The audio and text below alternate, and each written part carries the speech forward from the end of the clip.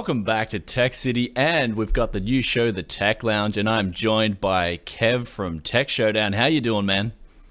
Hey, I'm doing great, Brian. Hey, it's really fantastic to be here today, and really fun to start this new show with you. I'm really looking forward to it. Well, yeah, a lot of people have been asking for a live tech show, and I thought, what better than to get the man from New Zealand? He's kind of down under. He's technically down under. And and yeah, so basically, guys, this stream will be in 720p today because I've only got what is it, like 2 megabits per second uploads. Terrible, but we can still get the stream done, and I'll try and get it in 1080p. Now, you know, the funny thing is, I was streaming to Twitch to do a test stream. Now, I could actually stream to Twitch 1080p at 20 frames per second with 2200 kilobits per second. Now, that was a solid stream. That was really good. Like, that was good quality. But YouTube, they only allow 30 frames per second or 60 frames per second. So you're going to lose a little bit of quality there. But why not? We're going to work with that. We're going to get around that. And today, topics. We've got Micron memory issue. A lot of people wanted me to talk about the GTX 1070s getting a quick switch and bait, bait and switch, right? They're saying, okay, we're going to release these graphics cards with Samsung memory, and then we're going to pull a little switcheroonie on you and put Micron. And the problem is with the Micron memory is, I guess it's just not binned as well as the Samsung stuff, right? It can't. Some of this memory is coming out on these graphics cards, and it can't even run at 8 gigabits per second. So so what we're seeing here is problems, right? We're seeing legit problems. Some people are getting artifacting and whatnot just out of the box settings, right? So yeah, it's just shocking. Hey, like this just seems for NVIDIA with their, like the 970 issue. You think they would have learnt well or been more strict about it because they wouldn't want to have a repeat issue here. Now, the 970 was very blatantly on NVIDIA, so you can point the finger straight at them. However, with the 1070, it seems more like it was the board partners rather than NVIDIA themselves.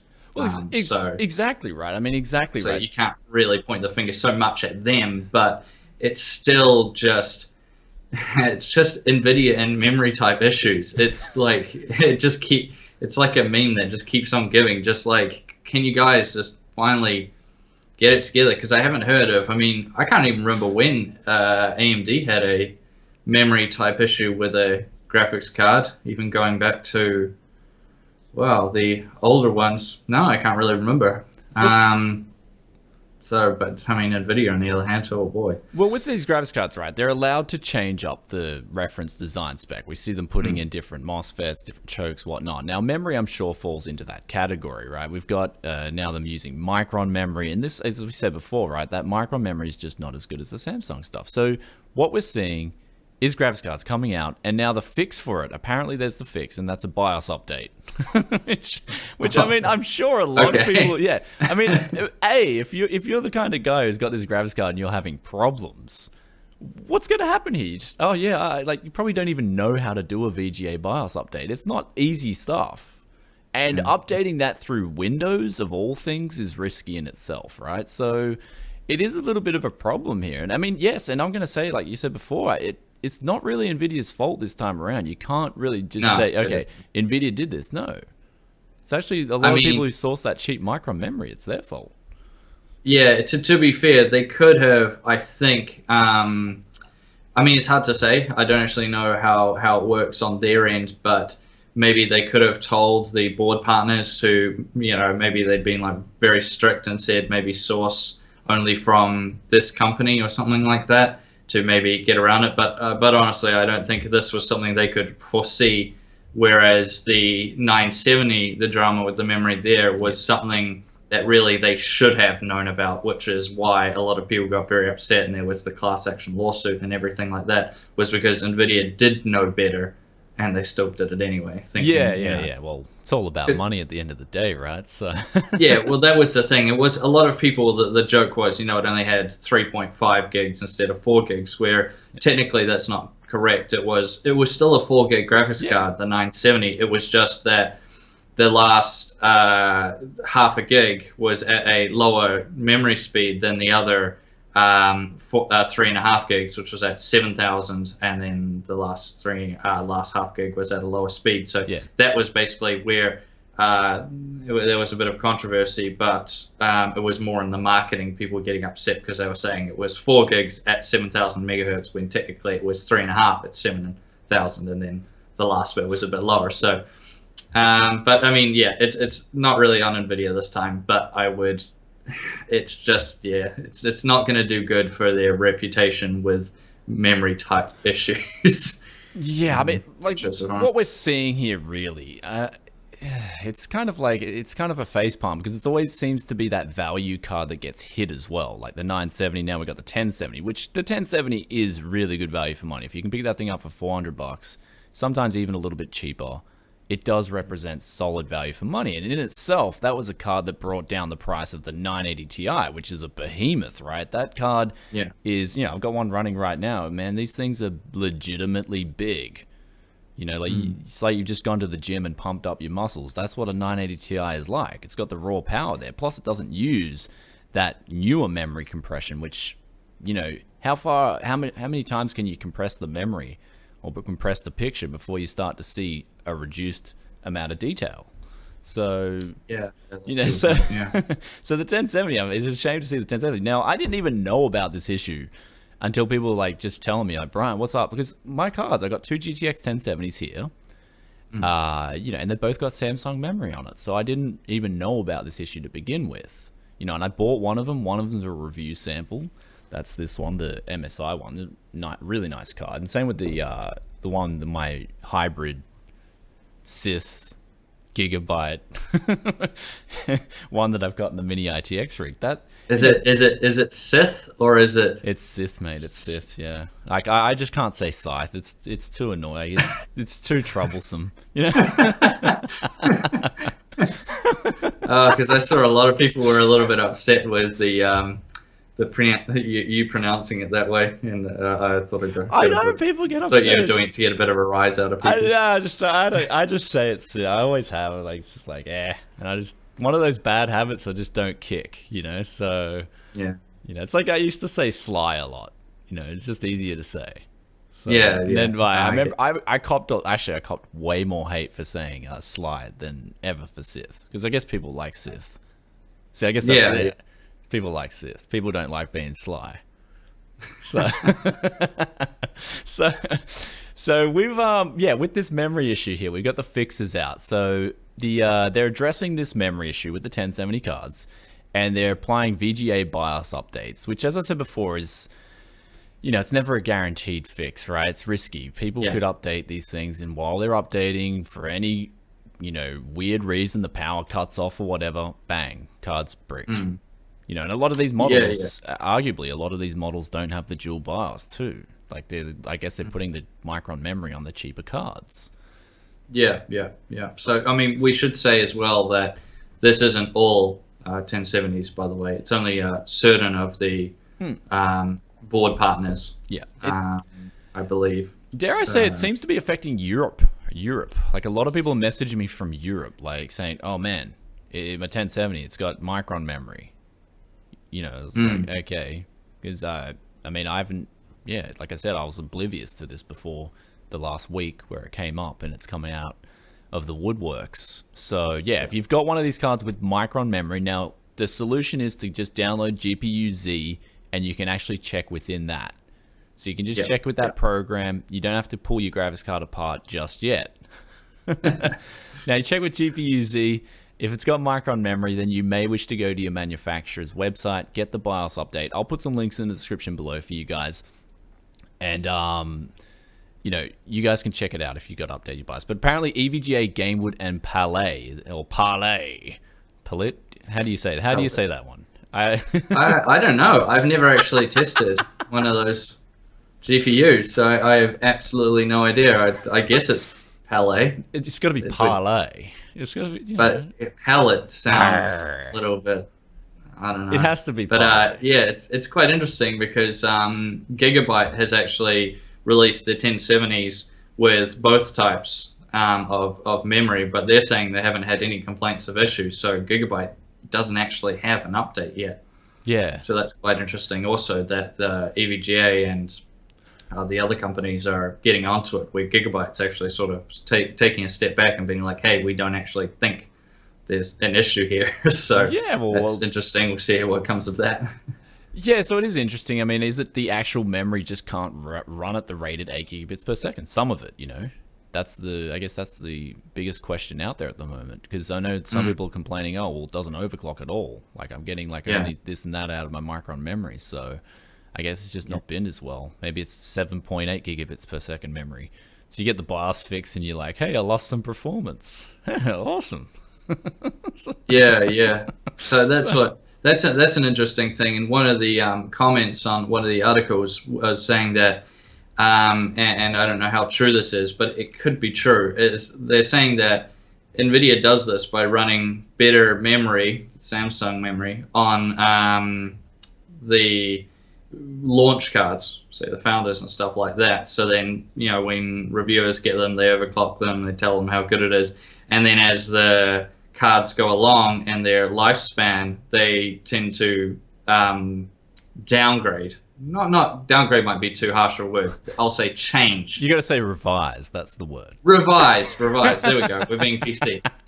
They revise it as it goes along, and well, maybe not NVIDIA this time, but the board partners, and so as it goes along, hoping no one would notice. Maybe that may not be true at all, but I'm just putting it out there as a hypothetical. So EVGA, you can calm down. It's just a hypothetical thing that they could be doing, and it has happened before with other products I've seen since I started doing tech reviews. I've seen companies downgrade I think the biggest one. Well, I think the biggest one was the B85s from Gigabyte, where they actually downgraded the VRM and they call it a revision. Now, that's not a revision. That should be a completely new model of motherboard, because people are now, like, I reviewed the motherboard. I bought one off the shelves too. I bought a B85. I was like, hey, this thing's really good with the Pentium G, 3258. It overclocks well. It's a pretty solid combo. Then people are messaging me like, dude, they've downgraded the VRM. It's terrible. Because some people, you could actually use that B85, the original version 1.0. You could use that with an i7 or an i5. You could actually overclock those. Oh, really? Yeah, you could overclock the bigger 4 cores. And then when that revision came out, it was like, fat luck overclocking the 4 cores. You even even on stock settings out of the box, you were getting thermal throttling on the CPU. So there's something the VRM, there's something like that. You were getting casual throttling out of the box without even overclocking. So it was a major downgrade to the VRM. But not to say downgrades or whatnot, this is a big issue as well. The EVGA for the win. I think it's the 1070 and the 1080, not just the 1070. Both cards have been affected by this. Now, I was looking around everywhere and I couldn't get a photo of this plate here being lifted off, because apparently it's got to do with the thermal pads not touching the plate. But no, that's not true. There actually is thermal pads under there.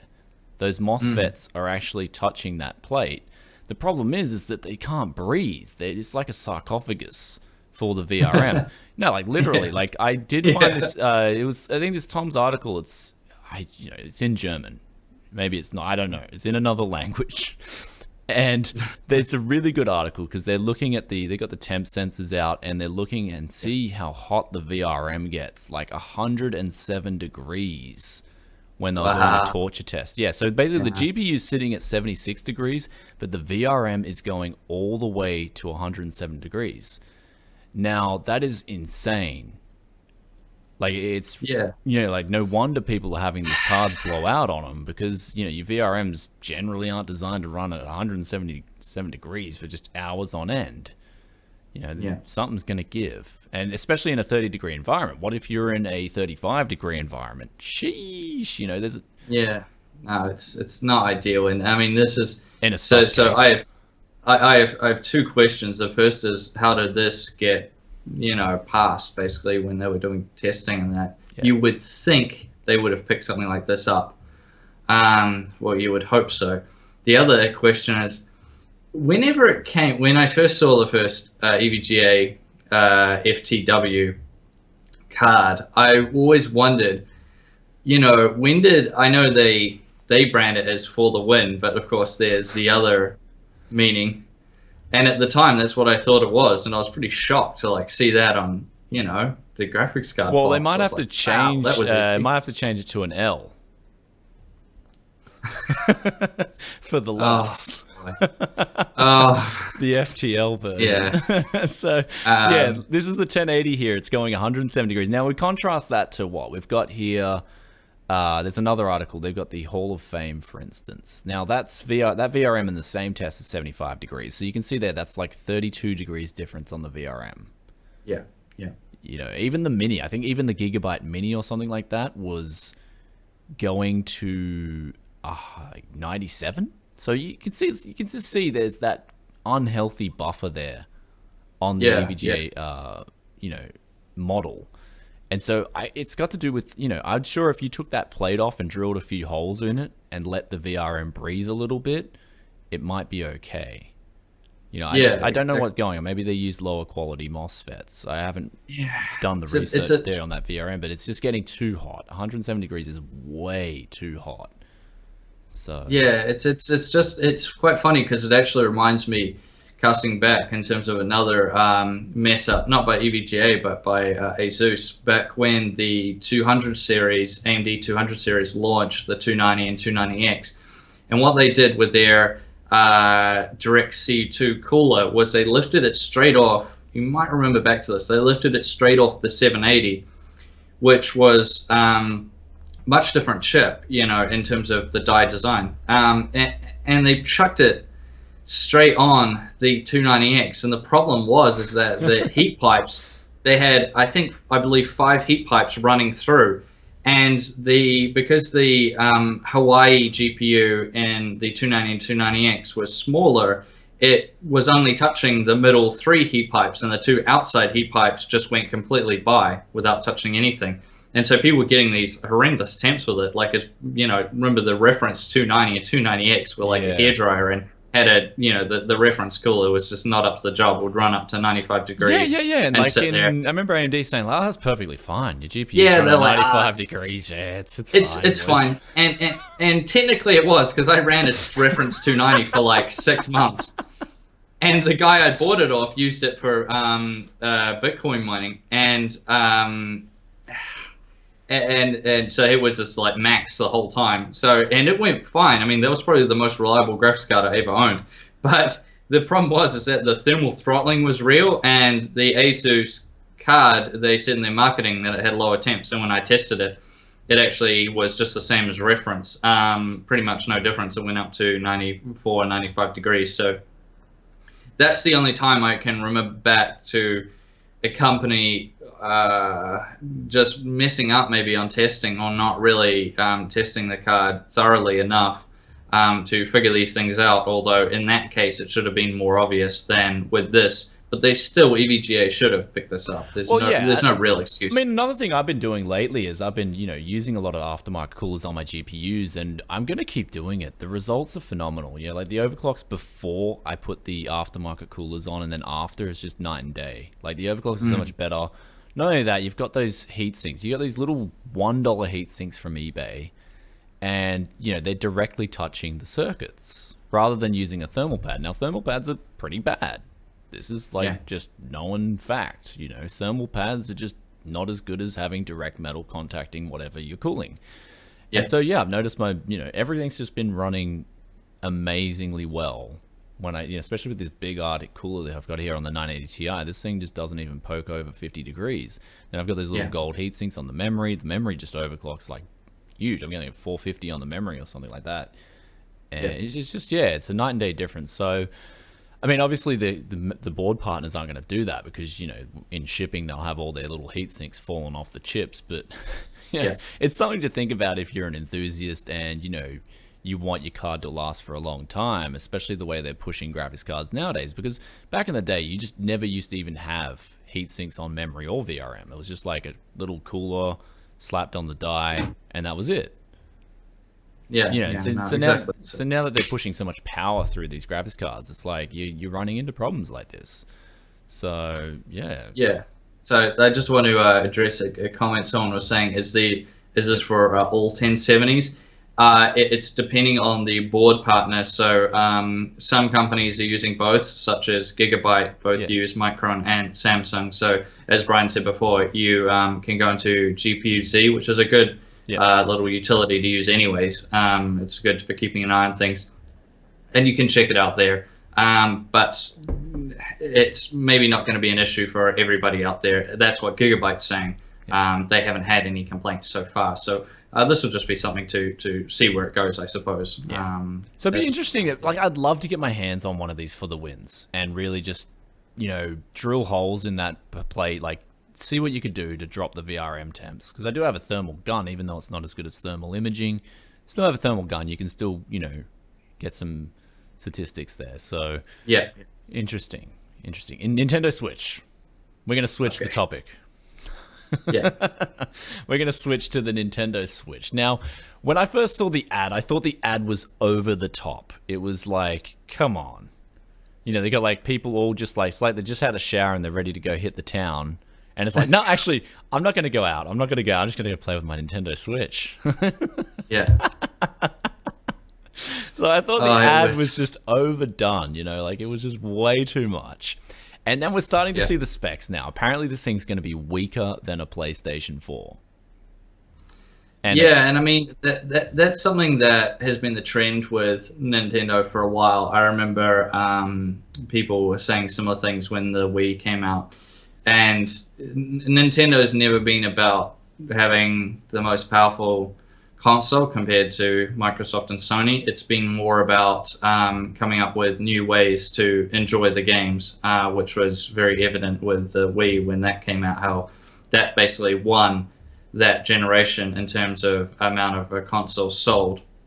So yeah, it'll be interesting in that sense, but with the screen being 720p, so it's a 6.2 inch 720p multi-touch screen,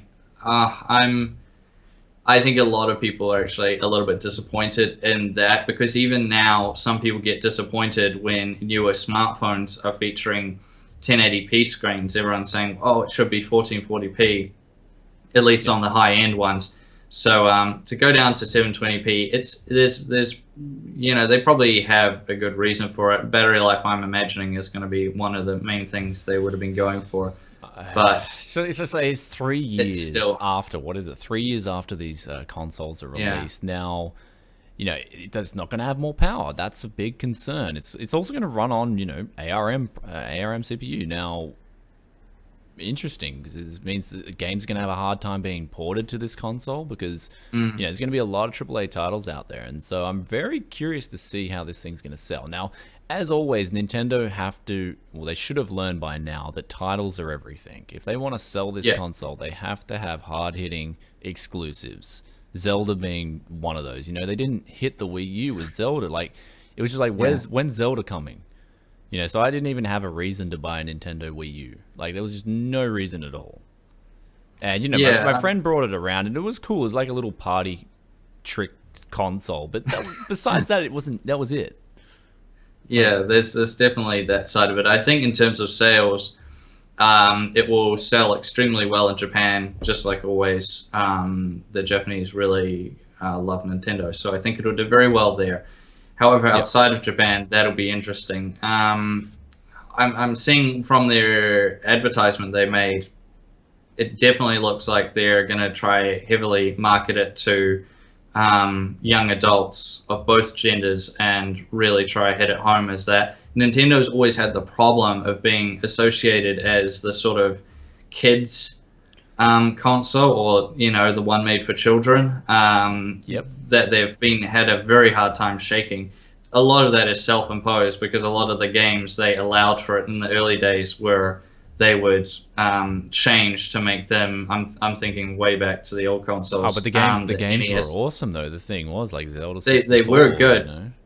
But compared to the Sega Mega Drive or Genesis for people in North America, the they would take the same game and then take out all the blood or take out all the gore and things like that to make it, good for the kids. So safer for the kids. So that sort of association as being, for children has sort of carried on, and that's something I think they need to try shake with the Switch to get a better market share, whereas the PlayStations and Xboxes have never had that problem of being associated with that.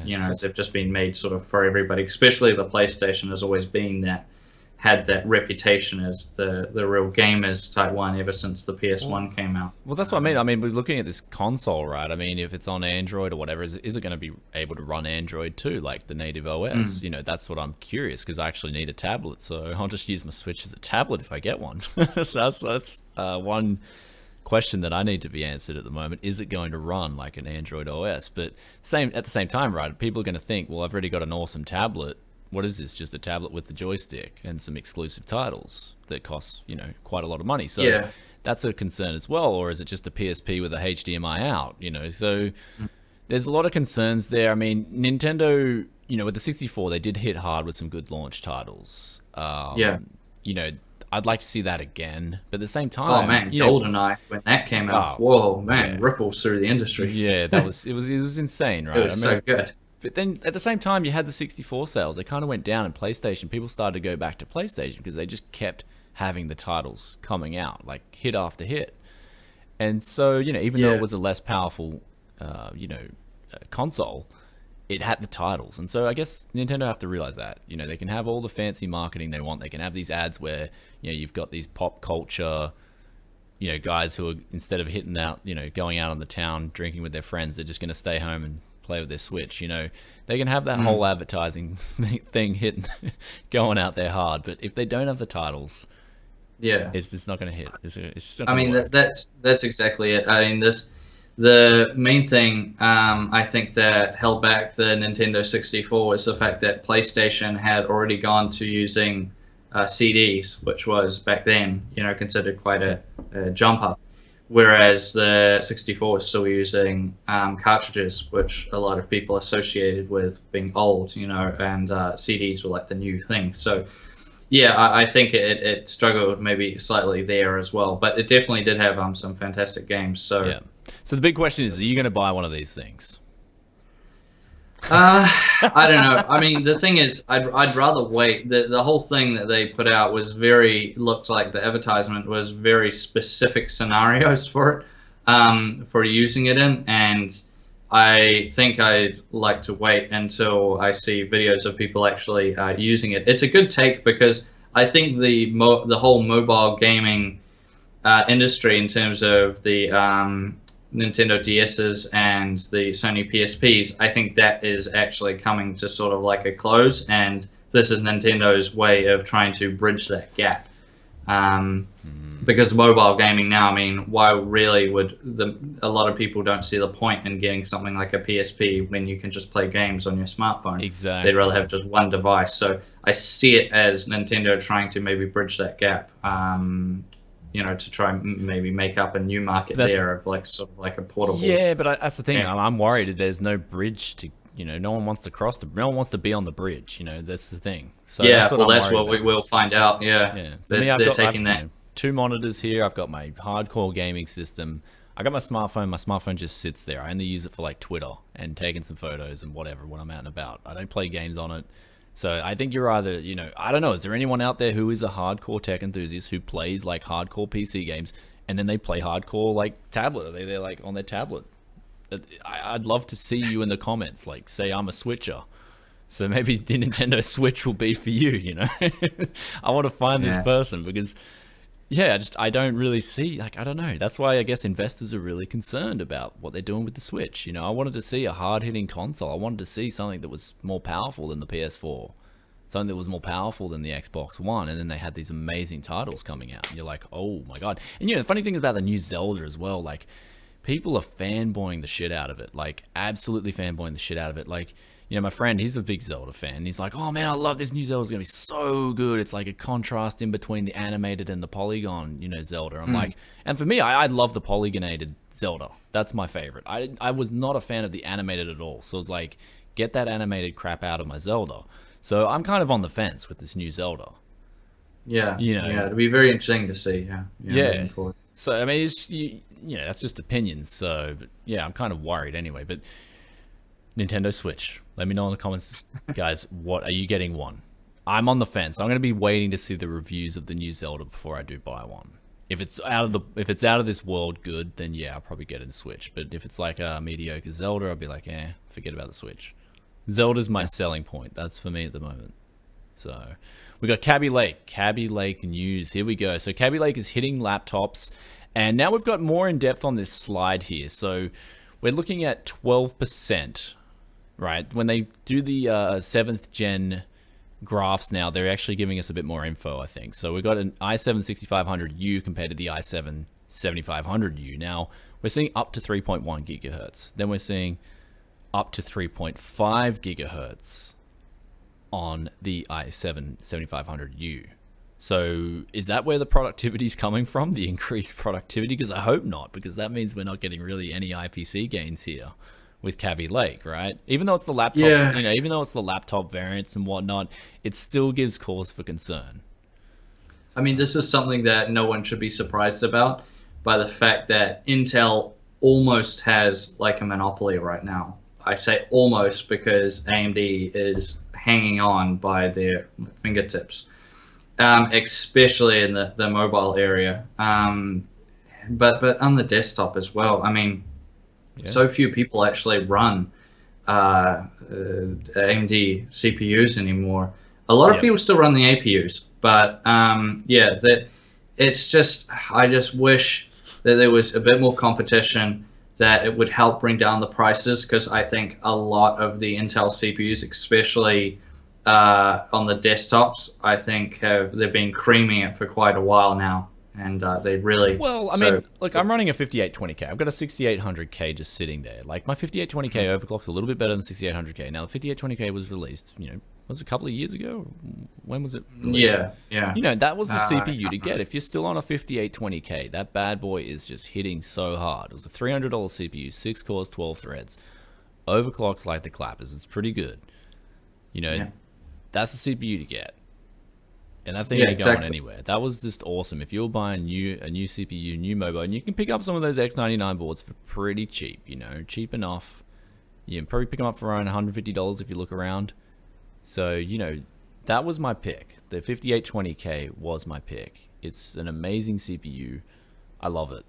I think that's the CPU to get. And then, of course, if you're on a budget, you go with those old school 4-core, 8-threaded Xeons, or even the 6-core, 12-threaded, you know, 5670s or whatever. So there's amazing picks on the Intel side. And I think that's why I mean, I'm going to say it, like, you know, AMD doesn't have much of a, you know, they've got, like, even the old 5670, it beats out the, you know, 8350 by a long shot in pretty much everything, you know? Yeah. So that's exactly. That's kind of like the worry out there at the moment. AMD has to get Zen out, and they have to get it out soon. So, I mean, I guess, well, I mean, with Kaby Lake, right, I guess we'll move on from Kaby Lake. All there was there, got some hardware decoding as well, which anyone who, you know, is into, you know, video editing and whatnot, or decoding, probably have their own dedicated stuff anyway. But hey, you can do it on a laptop. You can decode 4K video on a laptop if that's your thing. That's with Kaby Lake. So we got here. We'll move on to Zen, because this is kind of a little bit more worrying, because we'll expect to see it Q1, 2017. Now we look at this statement here from Lisa Su, and she's like, okay, well, it's coming out, but then the high-end motherboards and Summit Ridge CPUs are expected to be a little later. That's what worries me. Yeah, I mean, it's going to be the main thing I think a lot of people are looking forward to, AMD fans, on with Zen, is more the chipset upgrades going to the AM4 platform. But at the same time, I mean, a lot of people I talk to in the industry are pretty concerned about Zen in terms of how it's actually going to do. Well, when's it coming out too? That's my biggest When's concern. it coming out? Yeah, is that as well. But I think I'd rather them take a bit longer, maybe delay it and make sure everything's really good than release it too quickly and have run into some kind of problems, because AMD just really, that would be so sad to happen to them. So I would really, really like to see AMD really hit it out of the park with Zen and give Intel a big kick up the backside, because they really do need it, because Intel has just been on cruise control as far as their desktop CPUs for quite a while now. Well, yeah, I mean, there's that. But at the same time, I still want to see an engineering sample, like a cherry-picked engineering sample. I just want to see some benchmarks. I just want to see something. Yeah. Because here I am, you're there, you're just sitting there on your end, I'm sitting here, but everyone's just waiting for Zen. It's like, okay, when are the benchmarks coming out? What's it going to be like in games? What's it going to be like in, Cinebench R15? These benchmarks that really just see how good the CPU can perform. For us real-world enthusiasts, that's what we want. We want to see that. Yeah, and the thing I found troubling was that they did show some of the performance out of their 8-core 16-thread chip. Yep. They put it up against a Intel 6900K, I believe, and showed that it did quite well against it.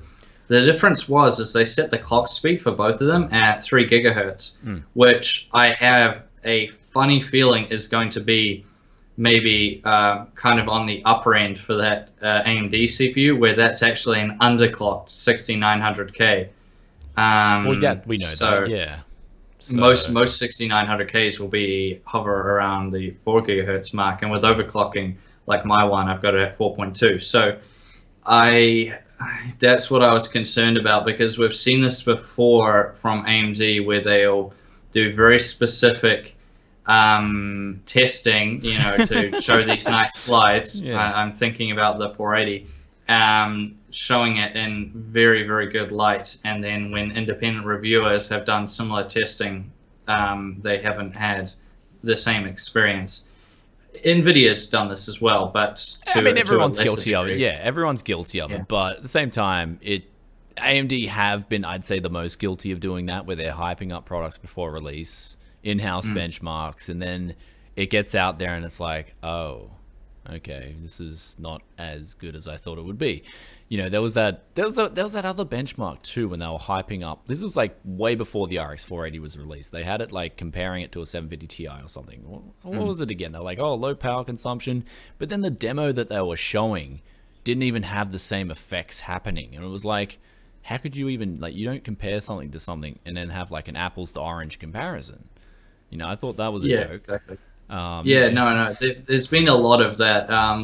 If you remember back to everyone going crazy when NVIDIA first showed off the GTX 1080, and at that show, and everyone was going like, wow, it's overclocked to like 2100 megahertz or something, and it was only running at like 60 degrees Celsius and all that, and then no one realized that it was, they had it basically like in an ice cooler pretty much, with a fan at 100%. So all the companies, they do this to a certain degree. That's why I tell you guys, always just take this sort of stuff with a grain of salt, because just like this show, man, just like this show, I'm a big believer in just putting things out there in the wild. Just release it. This is like this show is like, no, we're just going to release this all of a sudden. It's just going to hit the channel. I just love that. I don't want to hear any more hype. I just want to see the product out there in the wild. So that's with Zen. Exactly. It's delayed now. Q1 might not even be a realistic expectation. Q2, maybe, when you start seeing the enthusiast stuff coming out, which is, that's now, it's like, okay, what's another 6 months now? It just keeps dragging on and on and on. So, Okay. So anyway, let's cheer up. Let's get on to some good news here that'll cheer us up. Vessel is closing down. Oh boy, yeah. So this is actually quite. I got the email the other day, because I was on Vessel, and basically all it said was, there was a very short email as well. It basically said Vessel's closing down. Any deal basically we've made with you is now void. It's all over, and basically GG. So I was quite surprised that yeah, all of a sudden it sort of caught me a little bit. You actually got an email. I just deleted my account. I rage quit Vessel. Like after I, they were like, oh man, you got to come to Vessel. You've got to come. You've got to like upload your content and stuff like that. So here I am, like spending all this extra time working on the Vessel channel, and then I look at my videos, like 2 likes, 10 views. It's like, you didn't get high, eh? No, it was a very small audience. It seemed. I think my best video I had on there, one of my showdowns, one of my 1070 showdown or something, I think that was the best video I ever got on there. Got like maybe 250 views. Whoa. And I was like, wow, that must have gone on the front page, because all my other ones got like only like 30 or 40 views. So it was very disappointing, considering how they hyped it up to me in terms of just in every way. They really hyped it up, and then for it to, I don't know. They took it in a strange direction. I think it was good when it first started, but I think it sort of rolled a bit downhill as it went along, and a lot of creators got quite frustrated with the company for that reason. The platform itself was quite decent in terms of uploading videos and everything else like that. It was actually quite nice, but it was a nice platform. It was, but the problem is, I think the smaller channels like you and I, and a lot of other channels that went to Vessel to sort of support it, they just treated us like crap. Like I remember my channel was just like buried right down the very bottom of Vessel, and it's kind of like you have to switch it up. At least YouTube does give us channels love from time to time. Some of our videos will get featured on the front page, this and that. But for Vessel, it's just like, okay, this is just an avenue for big channels to get extra money and sort of bridge people over from YouTube. I mean, if Vessel really wanted to succeed, they have to have exclusive content, not release it a week later, because people are just like, okay, well, I'll just watch it a week later on YouTube for free. Yeah. So, I mean, they really had to just say, no, this is content that you're only going to see on Vessel. And they actually had to pull people away from it. And of course, I mean, I don't know. It was just like from the very beginning, I had this eerie feeling about it was going to fail. It just didn't work.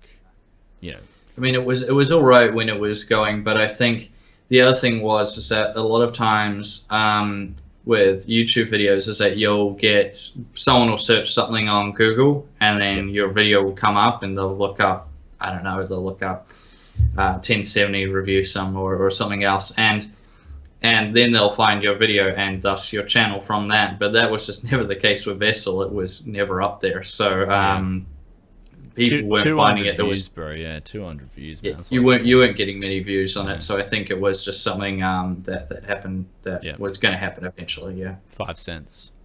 Yeah, all that time. That's what I mean. Like, in the end, I just rage quit. I just there's no point. Like, we don't get taken care of, the smaller channels. So on that news, we do have Vine is shutting down too. Twitter's Vine. Which is kind of like, this is more relevant though. I think Vine, this is kind of more sadder news because people actually used Vine. Like I remember there was really popular Vine videos going out there.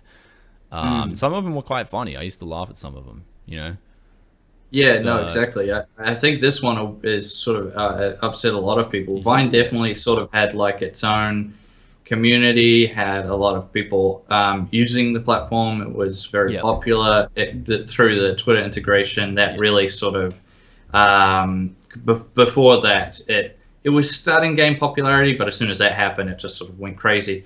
Well, the Vine cat videos, man, the Vine cat videos, I used to love them. and a lot of things like that. So that did very, very well. So it's quite sad. Although what I would assume a lot of your favorite creators over on Vine will do is they'll probably compile all their videos together and then upload them on YouTube, or they would do it individually, although that would be they'll probably a little just hit bit redundant. Facebook. I mean, I think you got to hit or Facebook. They'll just put it on Facebook or something like that. So I think if you think they're just going to go away completely, they won't, but they're not going anywhere. They're going to get those I'd imagine they would still keep going, but it's still quite sad. It's kind of funny, with Vine and Vessel going down at the same time. Well, on that note of Twitter, Twitter now has updated their platform so that you don't get people's names included in the character limit now. So when you're like replying to a lot of people and then you've only like 5 letters, now that's gone away. You get 160 whatnot now, so it's good. Yeah, they updated Twitter for the better. So I mean, I love Twitter. Hopefully, Twitter doesn't go under. So I don't think that'll happen. Well, it's not. Apparently, it's not that profitable. So that's kind of a concern. When things aren't profitable, they just get sold off and dumped and whatnot. So that's sad to see Vine going. I mean, yeah, Vessel, it has no bearing whatsoever in my life. So I mean, no, I don't think people will be that sad that Vessel's going under, because I mean, pretty much every creator that had a Vessel account also had a YouTube account. So whereas Vine, that's going to be lesser of the case, I would assume. But so still quite sad. But you'll still be able to find your favorite people from Vine over on other platforms. They'll pop up somewhere. Yeah, there'll be something to take care of you cat lovers out there like myself. Final Fantasy 15 release dates. So we're looking at end of November for the consoles, I think it is, and PC is going to be followed after that. Now, when I was there, I spoke to the developers, like at PAX. You know, they were pretty confident that PC is coming soon after consoles. So it's not going to be like you're going to wait another year or something. It should be a few months, hopefully. So I guess they're not confirming anything, because, you know, you've seen the cycle with these popular console games. They want to sell them on the consoles because it's easy money. And then when they hit the PCs, it's kind of more competition. People just don't want to go out and spend. I want to look for the best deal on these games. You know, I'll wait for it to come down to $60, $50. So I think they kind of want to milk the console sales, if anything. You know, look at GTA 5, whatever, any other game, you know, you've want to milk console sales as a business. I think that's a natural given now. But the problem is that, you know, when's it coming on PC? People want a release date. And so when I spoke to them at PAX, it was like they were going to delay it a little bit then. I think they were like hinting of a delay then. And, you know, there's probably some big bugs that they've got to fix. So if they don't fix the bugs, you know, you can have a problem. So I'd rather them that they do delay it, fix the bugs, and then get it out on PC as well. So, yeah. I'm looking forward to this. It was really fun. Like, I played the first 20 minutes of it. It was good. You know, they got a new combat system. It's looking good. The graphics are good. It's going to hit hard. It's going to be an awesome game. This is probably the Final Fantasy game that you've been waiting for if you're a Final Fantasy fan, and especially if you love the RPG element of the single player. This is going to be the one for you. Yeah. No, that'd be really good for the fans. I'm sure a lot of people are going to really like it. Yeah. So we've got that. Final Fantasy 15. And then we got Red Dead Redemption making its way onto the news here. So Red Dead Redemption 2, and will there be a PC version available? This has been causing waves. Something that I wanted to talk about too, because look, I loved GTA 5, man. Like, in ways, you know, it's like, okay, they did make their money off the consoles and whatnot, but they released a top tier title on the PC. I absolutely loved it. Playing that game at 4K with some headphones. They actually had the V motors on. And it was just, it was gold, man. The sound, the music, the story, the gameplay, everything was just on point with GTA 5. So it was like, Rockstar, take however long you want to take to release an awesome game. That's just my opinion on this matter. Like, I mean, but there's concern there, right? Red Dead Redemption 1 did not come out on PC officially. Like, I think you could do some emulation crap and get it working, but, you know, number 2 might not hit it as well. I think that's a big possibility. That would upset a lot of people if they did that. Yeah, I mean, yes and no. I mean, yeah, it will set out a lot of people. I mean, especially after GTA 5, it was like, wow, you guys are making games this good. We want another fix, right? Yeah. And Red Dead Redemption 2, I'm sure, will be that fix. Yeah. You know, and then GTA 6 after. Oh, yeah, you know, like the possibilities are endless. But yeah, I think people want to see this hit PC because of how good GTA 5 was. I mean, me too. I definitely want to see this thing hit PC now. So I want another fix. I want another Rockstar fix, you know. Give me that fix. That's just my opinion. They've done a good job. I mean, like, the jumps between every GTA game have been very impressive. You know, like, each game has been significantly better than the previous one. That's arguable, though. That is arguable. For me, GTA 5 was the best, but, you know, I would have preferred, like, San Andreas to 4. Like, I thought 4 wasn't that big of a deal. So, I thought it was a huge. I've liked all of them. But like you're saying that they were upgrading, I thought disagree. Like, I thought, you know, they.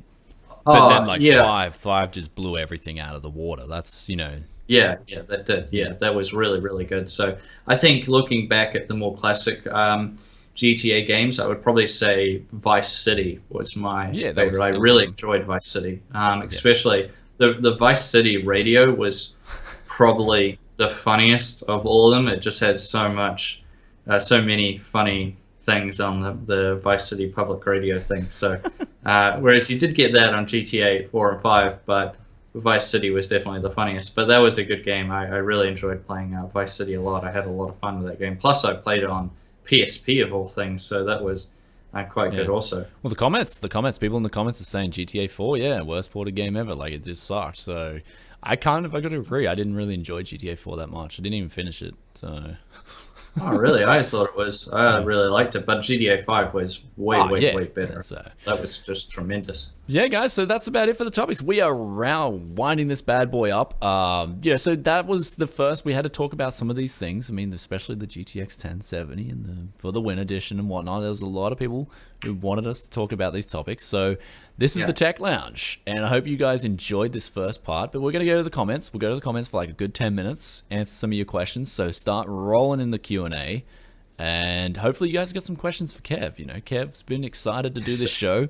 You know, when I busted up with Joker, you know, I messaged around. I was looking for a new live show host, and first person I went to was Kev. You know, he's reliable. We've gotten along very well off cam.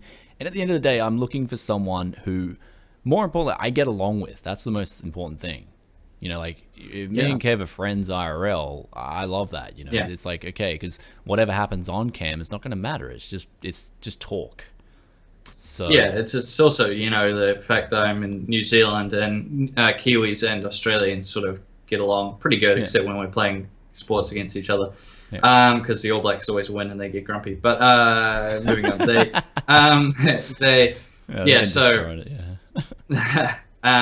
yeah, no, it is really good, and I think it's really fun to be able to do this. My channel has been going about 2 years now, Tech Showdown.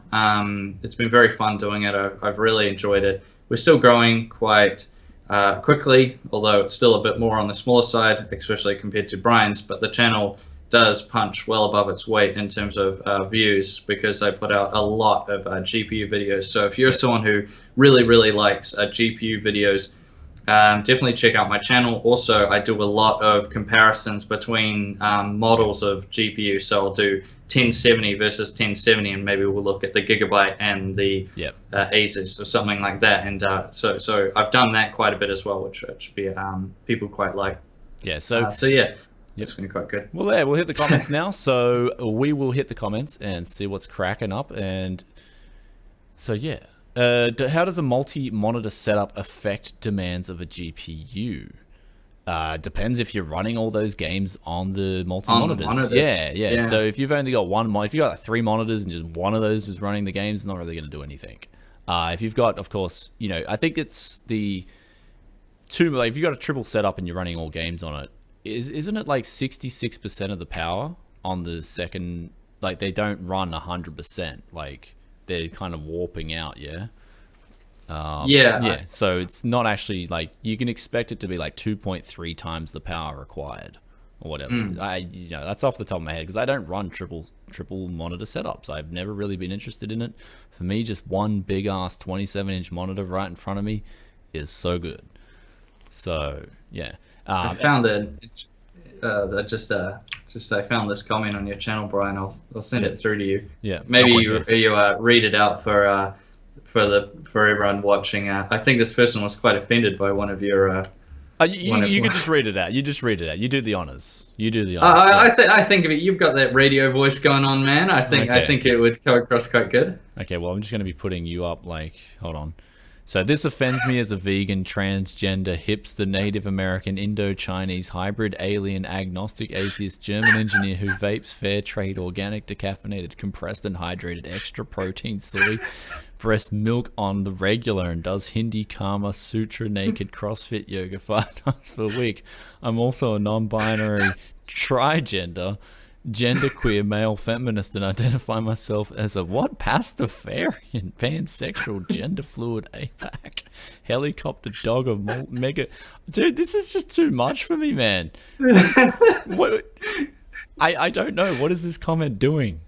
It's just someone that was offended. You know how everyone these days, when you get up to it, you're a gender fluid Apache helicopter dog of mega multi alpha beta gamma delta omega combo god of hyper death who's in a polygamous polyamorous relationship to the Chihuahua, which helped me cross the border of Mexico because Donald Trump. My dog also walks me to the park and doggy styles me. If you find that weird, you're an ignorant, arrogant, homophobic, gender-assuming, globophobic, bloodthirsty, gun-loving, cisgender, pansexual, bestial, sexist, racist, incestuous. I got. Oh my god. Okay. So I live in Melbourne? No, I live on the Gold Coast. Someone asked if I live in Melbourne. I love Melbourne though. Melbourne's probably like one of the other favorite city in Australia. Oh, debatable. Yeah, a GTX 1070, will it work with an i5 6400? I mean, it'll work fine. It's just some games you will, like if you play GTA 5 with that, I'd say you would be getting CPU bound. I mean, 1070 is a very powerful card. i5 6400, what does it clock up to in games? Like 3 point something gigahertz? Yeah, it's not the highest clock so CPU out there, but it should be fine. I mean, a lot of these people that ask about CPU bottlenecking and stuff. I wish there should be more people covering it. Actually, tech reviewers out there doing more videos on it because it is actually something that doesn't get covered as much as it should. But I would imagine it would be just fine for the majority, so especially if you're doing sort of 1080p stuff. We got to ask Brian, what do you think of the lower wattage 480s that have been found in the wild? I mean, Jay's 2 cents had an RX 480 that uses 50 watt less than stock. I mean, Jay gets sent a lot of, I would say, golden samples, and he knows it. He actually mentions it in a lot of his videos too. There's, these are golden samples. I mean, getting one of those in the wild, like I've had 2 RX 480s now, and they don't even go anywhere near, I think it's like 1370 or something, around that level, and then apparently lately though, the word on the street is the RX 480s coming out like fresh right now are easily hitting over 1.4 gigahertz. That's the word on the street. So if someone's bought a retail sample recently and the batch number is like the latest, let me know how it clocks. I'd love to hear that, Because, I mean, it's common practice for, I guess it is common practice now for a tech reviewer to get sent a golden sample GPU. Exactly. And if the and honestly, if the company wasn't doing it, you'd kind of be like, you would look at it and say, well, what are you doing? You know what I mean? Like, you want to represent your best product. So from a business standpoint, it makes sense to send out golden samples. So There's a reason for it. Yeah. Someone's gonna cherry pick me. Ooh. Will this be a consistent show weekally? We're planning on it. Yeah, so that's going to be, so it'll be this time. So if you're in New Zealand, it will be 12 o'clock. If you're in Australia, it will be 9 a.m. If you're on the east coast of the USA, it's 7 o'clock, and if you're on the west coast, it's 4 o'clock. And if you're in the UK, it'll be like midnight, I believe. Yeah, we figured this would be like kind of like the best time it would hit anyone without conflicting with other tech channels and whatnot and what they're doing. So, plus it's a good time. Like Monday, it's a good way to start the week with a live show. I think that's awesome. So, yeah. Anyway, guys, really that's about it. We're gonna wrap this show down for the first time. So big thumbs up for the Tech Lounge. I hope you guys enjoyed it. We got the new co-host Kev. We're gonna try and get some special guests on as well. I am working on Wendell, though. That is. I mean, he's gone through a lot. Like, there's a lot, as you guys probably know already. He's gone through a lot, so I wish him all the best. And as for Joker, would he be a special guest? I told Joker he's got a 1-year cooldown. Like, he's on a 1-year cooldown. He burned up his ultimate, so he's got a 1-year cooldown. Maybe in a year's time. Yeah. So I think Wendell will be quite interesting. I mean, a lot of people don't know he was born in the same country as me. Wendell was born in New Zealand, so that'll be quite cool. But of course, there's it's a complicated sort of situation he's in. So until that's, I suppose, resolved, it might be a little bit on the more difficult side. But he would be quite interesting to talk to. Well, he's awesome, man. I remember having him on the show. It was just, we went to Xeon Talk, and that's the thing. The viewers want to see Xeon Talk. I want to do Xeon Talk. Wendell wants to do Xeon Talk. Don't worry, we want to give that to you guys as soon as possible. But you guys in the state, I mean, a lot of people are talking about Trump in the comments too. Yeah, like, oh man, I gotta say, man, on that, alls we hear about, like, it's actually on the Australian news now. Alls we're hearing about, Trump said this, Trump said that. I'm getting sick of it. Like, You know, okay, Trump's done some shady shit, but look at what Hillary's done too. Like, why is that not on our news? I think I saw a tape the other day of her, like, openly saying, rig this election in Palestine or something. Like, I was just like, how does this not make it on the news? Like, that's just disgusting. Yeah, there's a lot of, I think it's sort of crazy right now in the world with all the things. I mean, Aussies has its fair share of sort of funny business as well being going on. But I mean, down here in good old New Zealand, we've been the bastion of stability, having the same prime minister for 9 years, and he'll probably do another 3. So, you know, that's, you know, weird. I think most Kiwis down here are just like, oh, thank goodness. The stability is so good. Exactly right. I mean, hey, Japan's a shipwreck, man. You look at their politics, dude. They're changing presidents like you change underwear, dude. It's so bad. Like, you know, they've got no idea what they're doing for politics in Japan. So if you thought America was bad, go take a look at Japan. I think it's the worst in the world for politics. They don't do anything. They just rip up the same patch of road every year and make it look like they're doing something. Like, literally, that's what they do. So, yeah, I noticed when I was in Japan, they got so many public workers, like, but an exorbitant amount that don't do anything. I mean, people make fun of road workers here in New Zealand, saying like, oh, we need 30 guys to do a job that only 10 guys could do. And to a certain degree, they are somewhat correct, but it's nowhere near on the scale of Japan. I saw so many people just working jobs that just didn't really. I think it's to keep their unemployment rate very, very low, so it looks really good. Yeah, artificially low, right? Yeah, they're just putting people in positions that they could cut a lot of the fat there, and it would basically help them a lot. I'm pretty sure you've got a guy who watches people taking a smoke break. Like, I saw that guy. He's just like sitting there like, you having a smoke, are you? All right, it's your turn to have a smoke. It's your turn. And he's getting paid for it. I'm like, yeah. So there's a bit like that, but it'll be interesting. But I mean, hopefully, I mean, what's the US elections in 11 days? So, but after that, you guys should know it'll probably calm down a lot over the next few months, and then probably, you know, in about 6 months' time, no one will be talking about it much unless there's more sort of drama going on. But it's definitely been a crazy time in the world with a lot of the things going on. I think a lot of people are just going to be happy with stability. I think is going to be the main thing on a lot of people's minds going forward. Well, yeah, so now that's what I mean. So we're going to probably wind down the show. It's hit about a 1 hour mark, so that's about how long this show we intend to do it from here on in. We're going to have the topics, the hot topics. You guys in the comments, tell us what you want to talk about. Like, if you want some sort of, we're into talking not just about the hot news topics. We want to talk about other things as well. You know, not just the hot news topics. Go into some discussion about other tech things as well. So drop comments in the comment section below. As always, we always want to talk about these hot issues, things that you guys are concerned with as well. So this show's all about you guys, the viewers. You know, without you guys, I wouldn't be here. Kev wouldn't be sitting where he is too. So, you know, from here on in, this is my full-time job essentially. So I'm gonna give it a go. I'm gonna give it my all, and you guys hit those comments. Just tell us what you want us to talk about, and we're gonna be talking about it on these live shows. This is gonna hit every week on a Monday in Australia, 9 a.m. if you didn't catch it. In America, it'll be 7 p.m. on a Sunday in the Eastern time, and I think Pacific time is like 4 p.m. So, the Tech Lounge, baby, episode 1. I hope you guys enjoyed it. If you did, then hit the thumbs down. Hit the thumbs down. Hit the thumbs down on you. No, hit the thumbs up. Yeah, hit the thumbs up. That's good. Hit the thumbs down, man. Hit the thumbs up. So, all right, guys, we're going to wind this down, and we will catch you in the next one. Peace out for now. I've also got to get some moderators in the chat. That will be coming too. There will be moderators coming in the chat. Don't worry. I've just got to set all that up. So, message me if you want to become a mod. And if I recognize you, then I will make you a mod.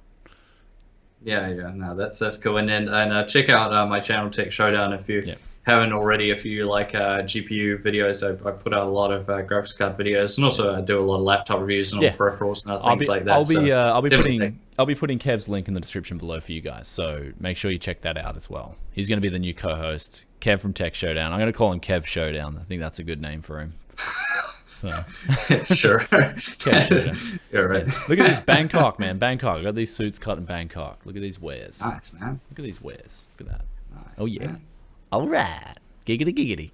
All right, guys. We'll catch you in the next one. And peace out for now. Bye. See you guys. I just wait. The stream's got to stop. I hit the hotkey. Okay.